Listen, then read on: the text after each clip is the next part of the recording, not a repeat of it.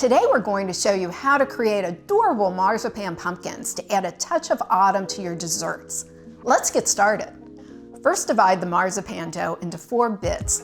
We are going to have a large amount of orange, smaller bits of brown and green, and leave a small amount uncolored. Add a few drops of food coloring to the 3 marzipan doughs. Knead them well to evenly distribute the color. Now, take a small amount of the orange marzipan dough and roll it into a ball.